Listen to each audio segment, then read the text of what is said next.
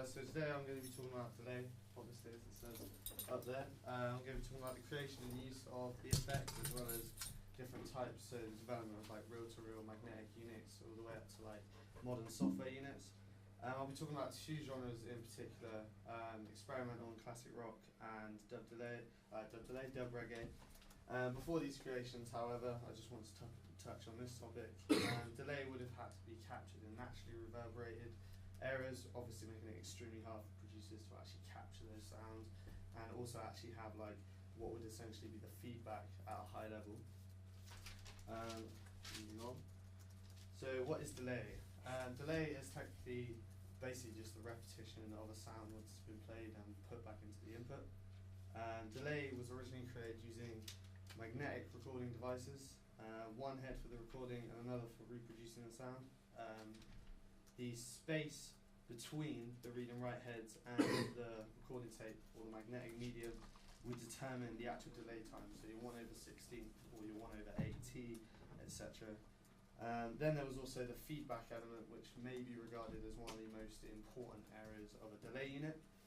This obviously was a way of boosting the signal coming back out of the speakers at you to give to send the delay signal back into the input to create continuous delays or ongoing signals.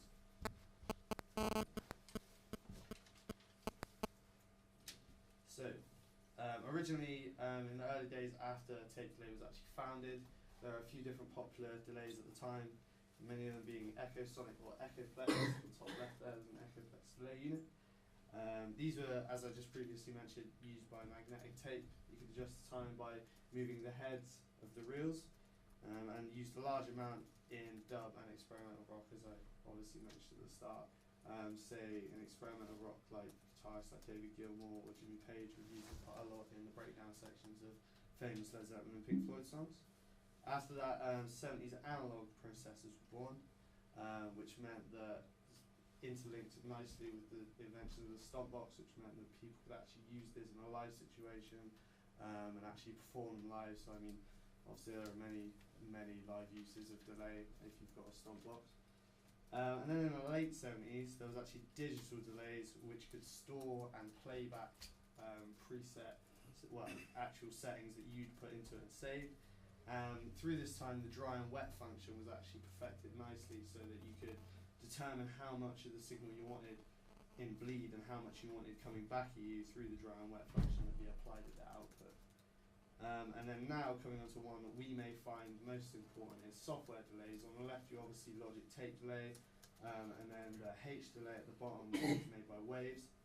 A lot of these are obviously software that I've just talked about, but they are made to replicate, as you can see at the bottom, classic delays like the tape delay, so you've got more of a hands-on approach and you feel like you're more in touch with the actual unit. The general parameters of the delay would include the delay time, as always. So like, as I said before, the 1/16 or the 1/8. Then you've got your tempo sync, or could come along with a tap tempo, so it's a lot easier for you to find the actual delay that you want for your track, and then add the groove where necessary. You see the groove, the different crotchets and different notes on the top on the Logic delay. Then you'll have feedback, which is quite obvious, just explain that. So you get to find out how much of the noise you want to come back at you when it was put back into the input signal. And then you've got wet and dry signal and filter. The filter would be used to cut out any excess noise that you didn't really want in the sound. So you had like a chord that had a lot of low end bleed, you could just chop that right out, so it was just like a nice clean tonality.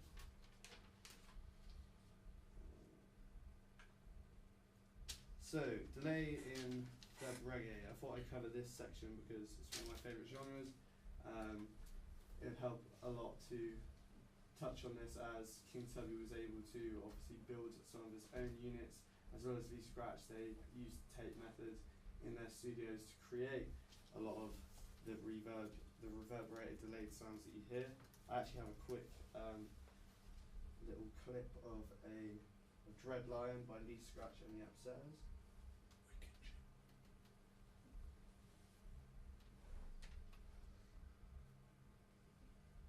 play.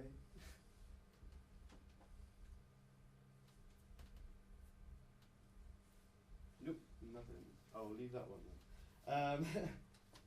However, it does have a delay on the opening vocal, which adds nicely to the drop into the actual track. It basically adds like a nice ambience to the track, and gives a bit of a, not an eeriness, but almost like an awkwardness to it before it slides nicely into the beat with the bass and the drums coming in together. After that, you find that a lot of dub delays would typically be high in feedback, so you get a lot of noise coming back at you. It's a very classic thing for them to do, and then just pull the volume down so that it wouldn't obviously damage your eardrums or anything. And there'd also be a high rate of repetition, so that sound was like almost the center of the track when it was being played. It created a nice decaying tone, yet it almost swelled at the same time. So it decayed in volume but swelled in actual tonality, so it became quite a rough, gritty tone. Dub enthusiasts were renowned for creating their own equipment, as I just previously mentioned. King Tubby, he actually took a Fisher reverb unit and created that into one of his own rack mount delays that he used in the studio quite a lot.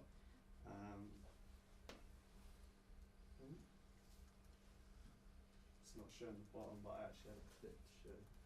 But yeah, going on, it talks. I was going to talk about the little clip that I had, but it's showing the bottom of my PowerPoint. And then yeah, I've got a few different guitarists that have used delay in their tracks. I've got Dave Navarro, he used Voss DDR, which is quite famous stock box for many guitarists around the world. It's not the best, I wouldn't personally say, but it is a good starting point if you're going to be using one. Slash obviously used a delay in one of the most famous Guns N' Roses tracks, Welcome to the Jungle, and they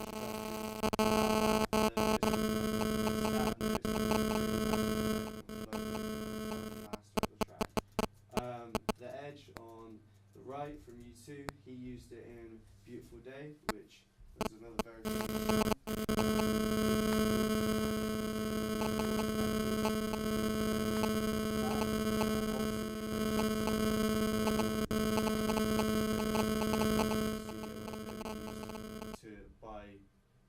Or stop boxes in the studio, it's easy to replicate these sounds.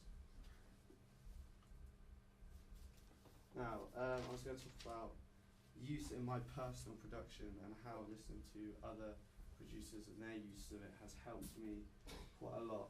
I have two tracks to talk about. The first one is NA, which I created in the second year of college, which has quite a large amount of delay in it. The lead melody in the first section has a 1/16 delay to add a nice floatiness to the rhythmic section.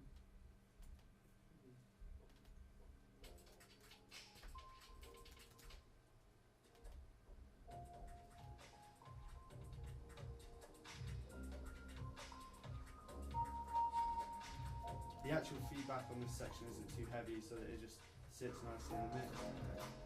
And then this main section, there's that reverse chord, which is made from a chop that I've added distortion reverb to, and then I had a continuous delay going on throughout the track, so it didn't quite die down, but it had the chord underlay underneath the track, so it gave it a nice little ambience. The second one is my currently in production, is a work in progress, which is AG, which you can see the Logic file at the bottom. It's only 22 tracks at the moment, but in that I used the Logic tape delay. Again with the 1/16 setting, so I could recreate kind of a W effect that swelled quite nicely.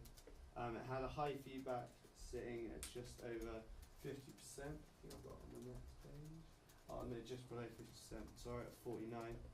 Then the dry and wet signal was pretty strong both, just so I could actually hear the initial hit of the chord and then have a nice swelling afterwards, as well as the smooth, so that it didn't actually make the note sound wavy or go out of key whilst it was playing.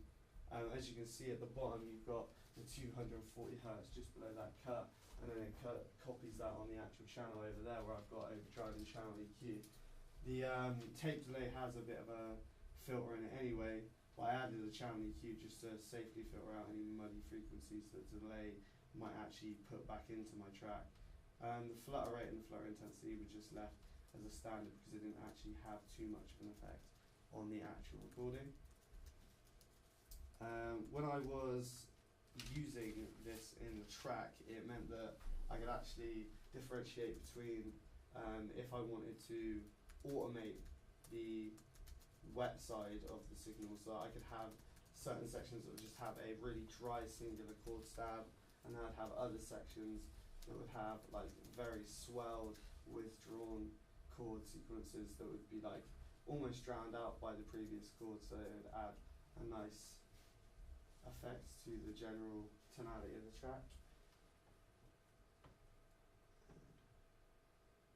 And this is that track. Ironically, there's a Lee Scratch Perry vocal in this as well.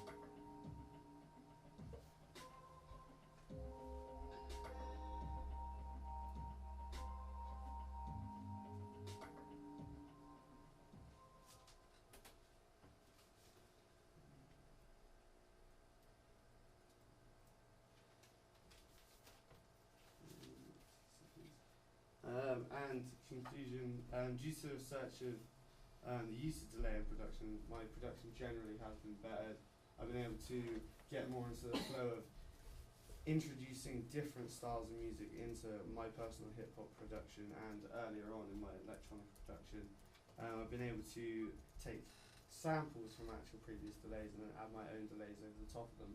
Almost sometimes that can like give it a bit of a ruined tonality to the sound, but sometimes the grittiness and the distortion might be what you want, which was exactly what I wanted in that track Act that I just showed you.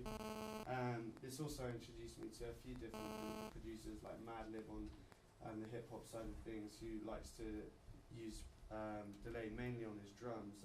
He uses sample delay, which artists on the teacher series obviously talked to us about previously, on his hi-hats and his kick drums, just to give them a bit more of a live feel, give them almost like that they're slightly out of time, less automated, so that they're more live and played into a recording as opposed to an actual tight, on-point production. And it's also meant that I can now go and discover different eras of music in classic rock that I wouldn't necessarily have listened to before, bands like Mcleod, and gain a love for different new styles of music and delays altogether. That's basically what I've got so far.